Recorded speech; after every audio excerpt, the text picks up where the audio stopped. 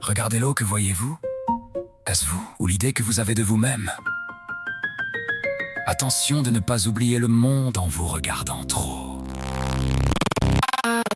Narcisso, celui qui s'engourdit dans le sommeil du moi, se perdant d'amour dans un reflet sans aucune vraie loi. L'histoire raconte ta beauté pure, ton mépris pour l'écho et ta fin tragique au bord de l'eau.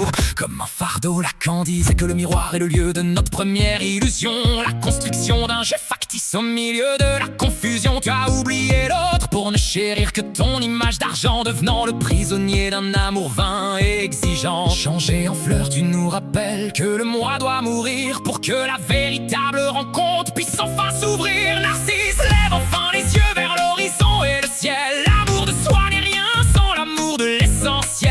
Je est un autre. Briser le poète avec sagesse et clarté, sors de ton propre miroir pour trouver ta vraie liberté. L'altérité est ton salut, la rencontre est ta seule voie. C'est en aimant le monde que tu trouveras ta propre joie.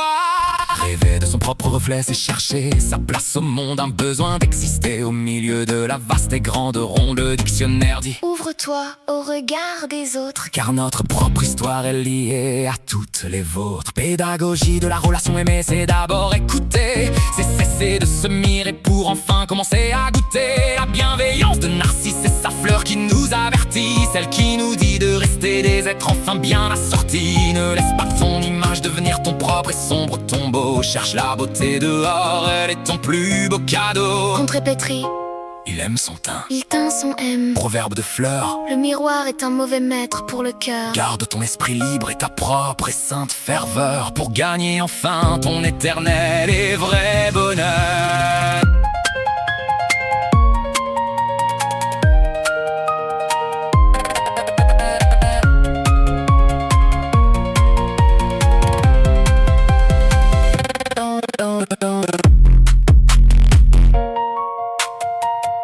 L'eau est redevenue calme, le miroir est vide. Regarde autour de toi, il y a tant à aimer, souris.